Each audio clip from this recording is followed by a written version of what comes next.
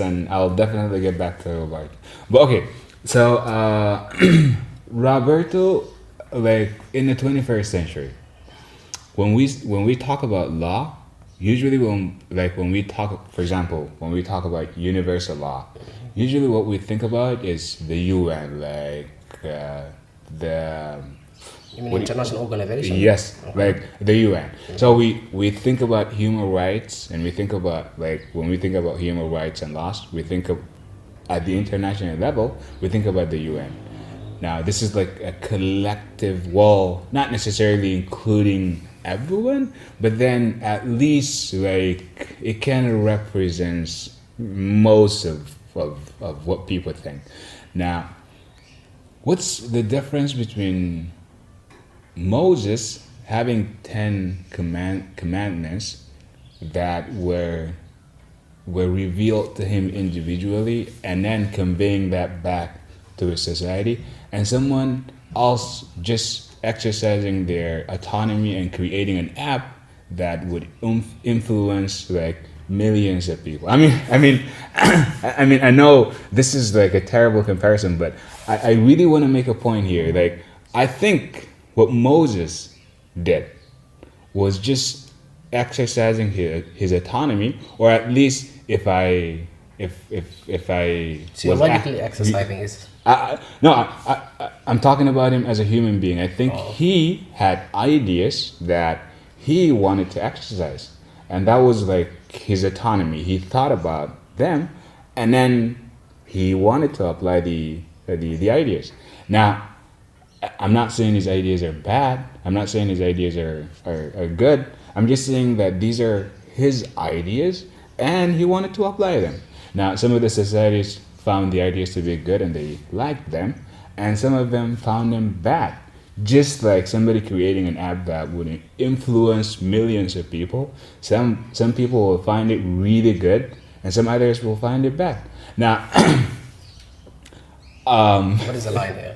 the line is that okay. The line is that this is just another individual exercising his autonomy. And now, if somebody else says, well, this doesn't apply to me, and there are laws that would definitely not apply to everyone. Again, if you think back about the laws of the UN, if you think about every law in that the UN made, not all the laws apply to every society in the world. Like, for example, in some societies, women do just certain jobs, not all jobs, but they're happy with just doing certain jobs. Now, if you think about the rights that are given to them by the UN, and you compare those rights to what women do in certain parts of the world, you would think that these women are not given any rights. They're not given the UN rights. Now, the same thing. I think that what we find in the Ten Commandments is just some individual who is exercising his autonomy, and whoever says, no, I don't like these laws, whoever says, well, I don't feel like these laws represent me, will be seen as somebody who's not following the law of liberty, and that person will kind of be stigmatized. And I feel like that's I think I see your views, but in the end of the day, you are not taking any steps. You know, you are just in the same line. You are not still making a point of saying, should we abide those or should we reject or not? In the end of the day, my general perspective on these ideas, whether the Geneva Conventions in 1948, and the 51, I think, the international rules, even the Roma Convention, I think comparing those to the, let's say, theologically reflective, rules, or perhaps even some kind of verses that instructing humanity have to do that. Or somebody creating an app. Perhaps somebody, well, perhaps I am the one telling you that you need to do this. So the line is, we say, like, should we follow any rules? I would say no. Oh. I would say no. I'm saying, like, every rule is always meant to be good. I don't mean it like that, because obviously that, for example, we have a democratic process ideas, and then we have dictatorships, let's say process ideas, rule that made by dictators, for example. So that's the obvious view that not every rule's meant to be objectively good. That's why to have this kind of views, there have to be a self-autonomous existence. That means ourselves able to have self-legislation views, able to master those choices, able to analyze it intellectually, openly, without restrictions, and then it can call upon what is the best from among the best, perhaps, for example. So this is why the autonomy is, I feel like, is very important. Not only imposed on the human rules or man-made rules, but also on the God level, to able to analyze the scripture or the holy books, for example, or the Quran or Bible or any kind of holistically revealed, for example. Would be very intellectually, I think, good in the context of theology itself, even if there are some kind of controversially disagreeing point could be conflicting between the self and the God order, for example. But I think this is one of the life journey meant to be things. I think this is one of the choices that we need to make it, and then we need to see later on. And that's the idea of there would be a responsibility and the accountability. Wait. Let me just finish. Sure, You can come with this. I'm just saying this is the obvious, because we don't need to talk about like kind of military language of self-deniability, for example. In a military language, for example, there is nothing called autonomy here. There, you don't make opinion for yourself as a soldier, for example. You just follow the commands and order. So, are we militarily humans? I would say no. But isn't that exactly what the Ten Commandments do? Because like whoever is not following the Ten Commandments will be seen as somebody who is not following the orders of the higher being. The question was more on the context of why we need to say that 1 + 1 is the equation to generalize to every. Why we need to say like, okay, 10 commandments, if one is being rejected and others are being followed, why that has to be regarded to be either bad human or not a good human. I'm saying is there are rules that existed. Not every rule has to be compared as a good rule. That's what I'm saying is to overcome about the controversial point that you guys are making it, and to overcome the context of understanding the theological differences that we have, for example, and the intellectual opinion differences that even we have in our discourse now. So to this context is that I would say that I always there in the open, in the belief levels, self-autonomy has to be existed to my generalizations, and in the human life, in a society, we need to have not only, for example, we come to the Roberto's apartment, for example, Roberto's home, for example, for the certain things, for example, we need to do it. I would say this is a very basic, let's say, serving, or let's say selfly being good to other people, for example. Do you think this is a good thing when a guest came have to do the 1, 2, 3, for example? I think it's being, let's say, sanctimoniously good. When I say the sanctimonious perspective, that's meaning the having a moral position of saying that this is the good thing that I could do. I could serve it for my guests, for example, or I could tell them to do 1, 2, 3, for example, if they came from home, or if foreigners they came in my community or in our country. I would say like, it has to be, the community has its own character, which is it has rules and it has, let's say, policies that the foreigner can follow up, for example. So do I think this is bad? I'm not saying it's bad, and I'm not saying like every country rules I need to abide it or not. I'm saying is we don't need to left behind the autonomy. We need to go with the autonomy concepts. We need to go with the freedom. We need to live our life processing, because we don't know what will happen and we don't know exactly what already happened in the past. We cannot correct it. So we are all on the master of the present. That's the human, and that's the human context. So that's why we cannot have the final conclusion of saying everything we know the ends and everything we know at the beginning of things. I think we don't know the end of the thing, and we don't know the beginning of the thing. We are mastering between the beginning and the end. So that's enjoying the journey on this. I think we need to enjoy our choices that we have. There are multiple choices that existed, but not necessarily we need to have calling upon having multiple choices to have it.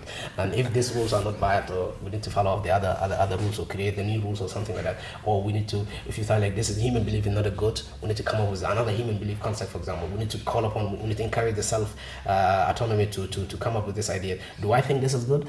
I think, as I said, I believe in a community. and common good. Sometimes I believe it.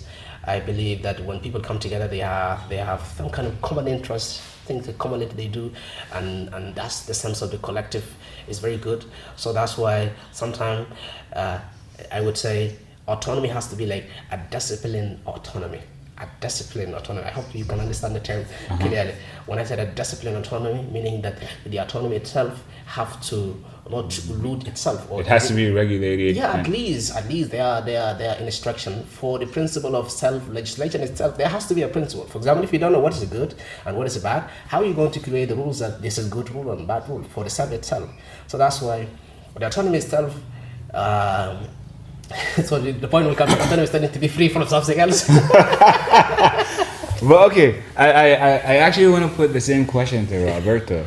Roberto, what's the difference between a dictator giving orders to the entire society to follow, and Moses giving the Ten Commandments to the society to follow? Good question. It also depends of the existence of truth or not. If we say truth is relative or whatever option, the perspective can be his truth, and people say those kind of things. But just let's think from the perspective that I am going to present. Let's suppose that there is a truth. Okay. Which means if the events occurred in this way, means that the events did not occur in these different ways. In this different way. Because something occurred in a way. I am not saying that I am the one who knows. I am not saying that is the one who created the app or Moses yet. But starting from that base or basic foundation, previous to the question, I emphasized something. Okay, it's different if God has this law in heaven with a very important role. Okay, let's suppose that it exists, that there is a creator, a God, and he rules with not a disorganized kingdom, let's call it like that. He has his kingdom, he created beings, and this is logical. It exists some precepts, some regulations that helps his creatures not living in a disorganized world, not doing whatever. Okay, so there are some specific instructions and points which determine which is good and what is not good. So if that exists, so what Moses presented, I can read it or I can see it, let's say, from the, I don't know, there is a Spanish word, controversial for when you are asking a question with the interest of, but to go in that direction a little bit, who is this Moses, who is this Moses, and why is it truth, right? Okay, but if there is a God, and if there is a law that regulates the world, in this story or in this way, there is a very relevant point about his law. So I repeat, this is in a specific place, very important that God gave, and God wanted to reveal it, and it was not only to Moses first, it was to many other individuals. But let's say, we are evaluating, assessing Moses' words as truth or not, or what is the difference between one person who says something and one person who says another thing. So I think that we agree that at least from the story that I am presenting is very different. It's very different that if God gave this law, if it regulates the universe, it says what is good and what is not. And even if every human being or every creature is response to that law. If I do something, I can determine if it is good or not because of my humanly moral opinion of today that will change tomorrow. No. Because every action, even thought, whatever that I do can be evaluated from, in front of, according to a law which determines which it is good or it is not good. So it was important, I believe, for God to reveal this law to human beings. The fact that it was presented, said by the same voice of God, written by him. Now we argue, I do not believe Moses. But this is a different story. So if there is a truth, now I think we can agree that there is a very, very important difference between something that is stated as it was from God, or something that any person says, I decide to say it is how we are going to live. If I conclude it, I think autonomy on religion is very controversial, but the freedom on religion is very convenient.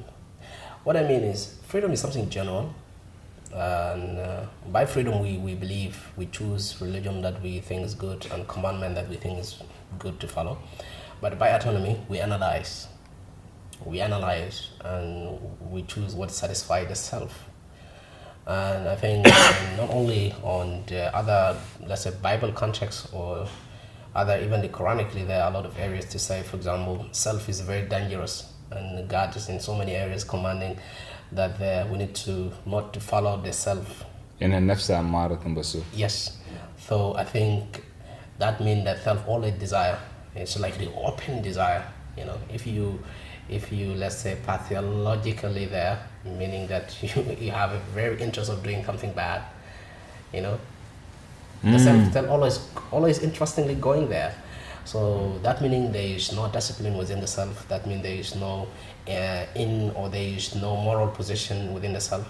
But that's why I'm saying, let educate the autonomy of self. If you see these views, educating the self autonomy, that means, like I was saying in the beginning, before the autonomy, self-independent autonomy has to be existed. There has to be a civil, or let's say a civil education within the society, meaning that individuals, they're being educated, they're well instructed, guided a little bit. You may say that's kind of, we need to dilute people first and then we can push them. That's not my intention, but my intention is that self, from very beginning, our self is like, they have to go in a philosophy it's called tabula rasa. That terms express that human conscious or the human mind, when a child is being born, there is no clue in their mind, even the clue about their parent, clue about the God, clue about the world itself. They don't know anything about that. So they collect data, information about their parent, their surrounding, and that's the idea. That meaning the self itself, it's not a self. The self instead is a copied self. The coping was the environment surrounding it. So that's why I'm saying we don't need to abide with all rules, because not everything surrounding us is good, or not everything being instructed, whether by government or by the civil society levels, or whether by if we have a military language being commanded. We don't need to say this is good always. Even the Geneva Convention itself, not all the countries. Not everybody is represented. Not all the countries even they agree on it. Right. Yeah, America itself is not agree on the Geneva Convention. America is not there in the ICC accord. So to that view is that, do we have a conflicting view on what is good serving humanity? I think yeah. And do we have a different views on what is godly commanded, what is God will be good for the human from the God perspective? Yes, we have a different views on that. I think Is it those differences, is it bad or good? I think diversity, if we believe that diversity is good, I think yes, good. But the diversity has to be managed. Like a discipline, diversity is always good. When it's being mastered, when it's being a little bit oriented, we can say like there are public orientations, public guidelines. For example, when you go to the public places, you don't just like make things up, you know. At least you need You to don't be just go there and Yeah. pretend that you're exercising your autonomy, just like what you do at home. Exactly. So that's why, if you want to live in a society, otherwise you go to the jungle and you go and fight with those other species. So we're in a society, then we need to abide, but abiding is not always, meaning like we should not always just abide the rules. Every rules came. We need to analyze. You should understand first, and then you should abide. Exactly, persuasion. Discipline, not order. That's weird. Okay, I really agree with a lot of what you said, but I think we're kind of coming to the end of this. I see what Roberto is saying. I also see what you're saying. I agree with most of what you're saying. The only point that I kind of find difficult to agree with on Roberto's side is that there is a Moses who has the Ten Commandments, and these are not just good.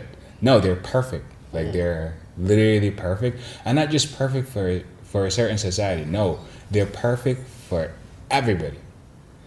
And what if another Moses in a faraway place like Africa, for example, came up with like a different version of the Ten Commandments?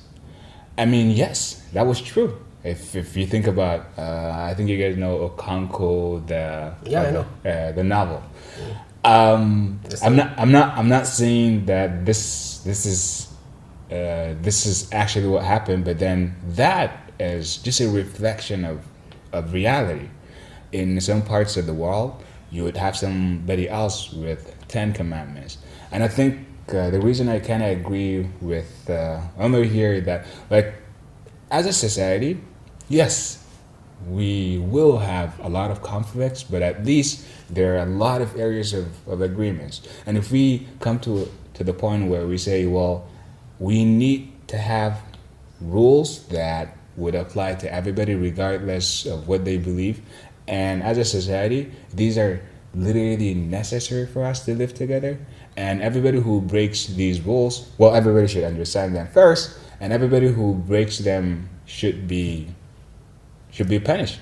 And I think that's better than just saying, well, these are the 10 commandments, they were revealed to Moses, and these are perfect not just for my society or that society, they should be applied to the entire globe. I think that's the absence of a discussion. I think that will be well, that will create even more problems instead of like solving problems. I think that will create problems because some societies will be like, well, I don't like the 10 commandments. They don't fit. If I help on this, sorry. No, I said I'm saying sorry for taking the Roberto's opinion. I would feel like, the objectivity of the commandment that you are talking about, if the objectivity is serving the humanity, good. It's not about with God is the master of everything. God is the creator of everything, for example. So that's why we need to follow the supreme, even if orders that go against ourselves. Mm-hmm. I'm not saying that we need to be rebelliously against him. I'm not saying we need to reject we need to select what is good, and we need to let others. In the end of the day, I definitely don't have any problem with that. Like if we select the good ones. No. Yes. I'm saying I'm not motivating for people to have to select someone, let some.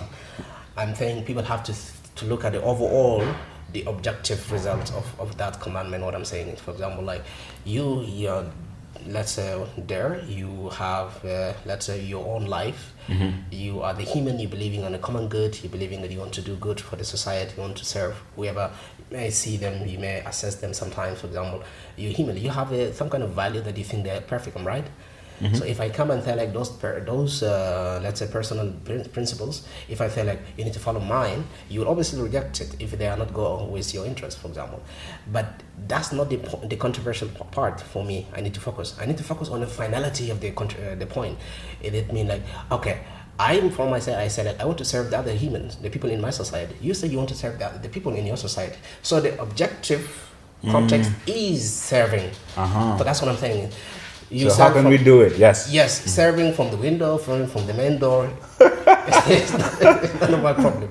So that's why I'm saying is the overall is that we need to take a step on that context of the having a commandment, whether it's someone see or controversial or not controversial. I'm saying like if it's objective, perhaps theologically I don't understand all, perhaps let's say, but if it's overall the context is serving the objective levels, I sometimes believe more there on the objective levels. I kind of give a space more on the subjectivity of the autonomy, but that it really would put us in a very dangerous, let's say, levels, which is the self delusion of seeking for the multiplicity of the choices, and self will be believing on the more choice, more freedom. So if there are 10 choice, I would say there would be more freedom. I need to have a 50 choice. Tomorrow I would say, oh no, I need another 50 I choice. want to have 100. So yeah, so we are processing or just like redeeming to that line, and it will be more challenging and more problem, I think. So in any commandment, any rules that human need to abide, if the objective is serving goodly, I think it's okay. Whether it's Quranically or Bible or in any context belief, I think.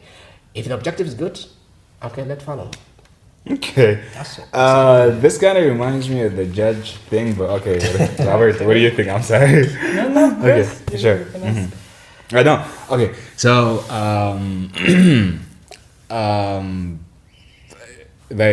okay. First, what do you think about what Omar said? Like, okay, we have a mission, we have an objective. The objective is to serve each other, to serve the entire society. Now, some people might want to do that from the window, others want to do that through the door. But the objective is one, serving the people. Now, if we say there are 10 commandments that are the only way where we should just follow them, and these are the only way that we can serve the people, then that will limit the choices, because some people might say, well, I want to serve the people, but I'm not sure I want to follow that way. I want to go this way and serve the people. Now, according to the 10 commandments, that person is probably misled, because they want to serve the people, but then in a different way that doesn't actually fit the 10 commandments. Or do you think if the objective is one, it doesn't matter whether people follow the 10 commandments or do not follow them? And we have a problem is that we are discussing about something that we are not sure what is. That's why I say like I'm not there of fully comprehending the 10 commandment point exactly. So I don't want to make a judgment. That's why I'm thinking if the objective is good, okay, let's go. Yes. So this is a first point. Maybe we are talking. Maybe if I just know what are these commandments, I could give like say about it in like such a deep context as we are presenting here. Second, it also depends on the concept that I mentioned before, truth. Truth. You told me, oh, should others follow it? Should it be for the society? Maybe about this guy who appeared with another list of 10 commandments and those things. Again, I would say, if it is not truth, I am not saying that I know the truth. I am not saying that I am the one. Exactly. Yeah. But if something is truth, it is truth. And we come back to the origins. If there is a God who created a world, if he rules with some standards which exist, if he decides to present them to Moses, it can be truth or not, and that's it. Now, if I go to judge after that, okay, let's say that it is truth. whatever I That's a big say, whatever I okay, no, I prefer this different for my society, such and such and such.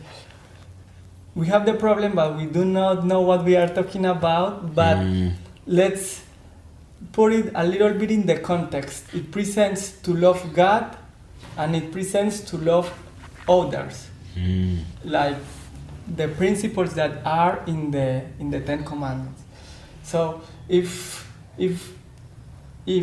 I mean, we can summarize all the Ten Commandments in these two groups, is what I am saying.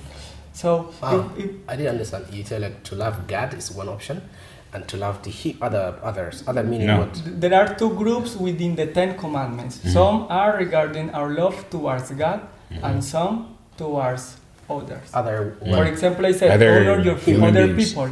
Other human Others, beings. yes, other human beings. I was going to say your neighbor, but to avoid Any other logical term, but it would be clear actually. So thank you. But Okay. my point is that, okay, now knowing that, I come back to the point. If this is truth, okay, if there is a God who created, and there are rules which are the best for His creatures, my answer would be happily yes. I mean, it has complete sense that this is an universal set of rules that will make people happy, free, and will be the best for them. If one society decides, for example, to make it easy, okay, let's allow to commit adultery, one of the commandments. This is a civil, Which happens a lot. I am saying Civil in act. terms of rules, but yes, a civil commandment, let's say. Civil authorities and societies, they live by norms and practices that are against those commandments. Does it change that they were perfect and the best for the society? If it is true what I am saying from the beginning, for me it is simple to answer this. It will not change. So. In the end of the day. So okay, wait, just a moment.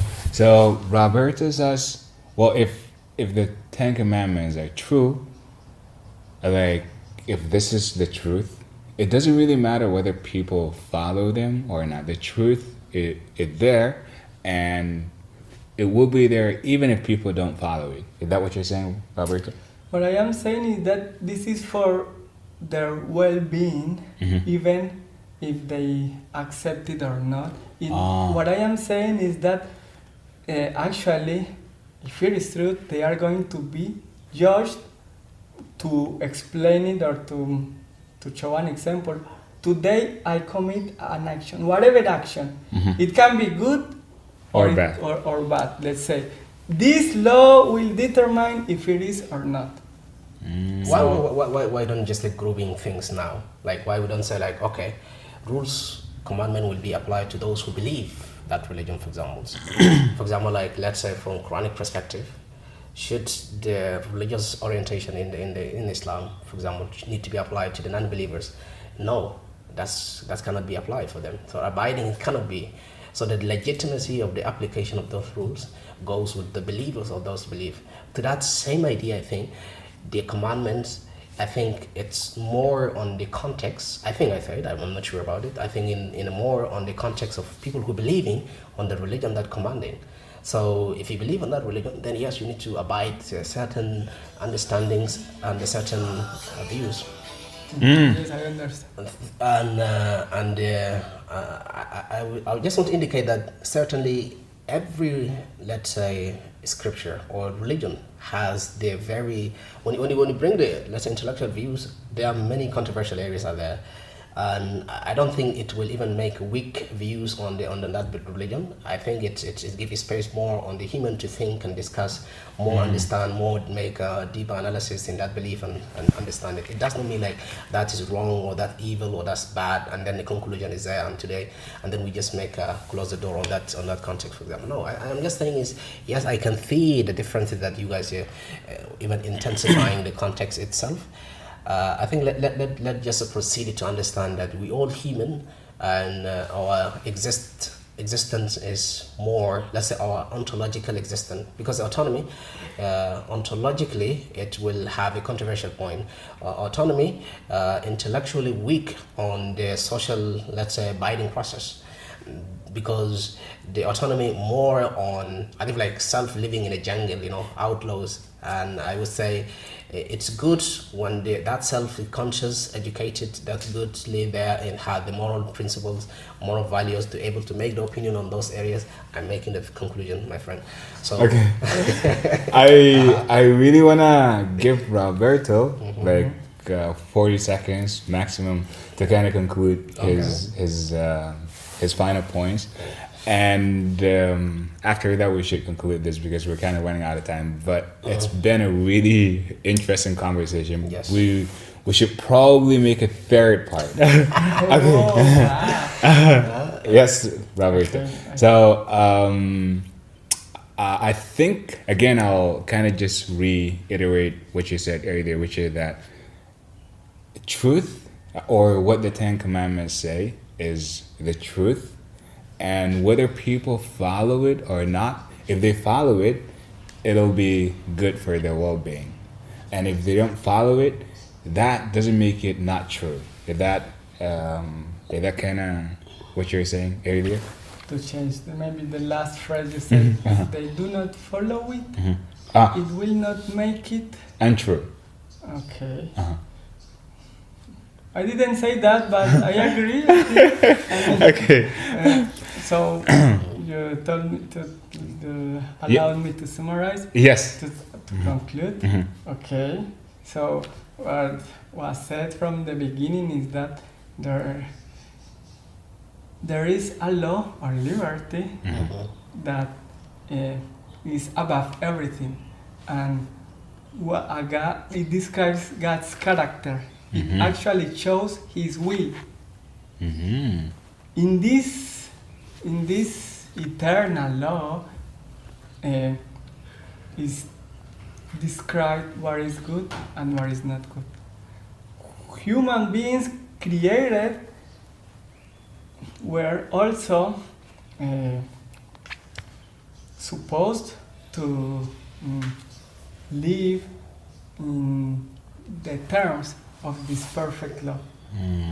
And this law is not the same as maybe civil specifications, even religious specifications, as we said, should it be followed for these believers or these other believers? No, or at least from what I am presenting here, it is just those rules that govern the universe and which allow God's creation and His kingdom or the universe to be in order and to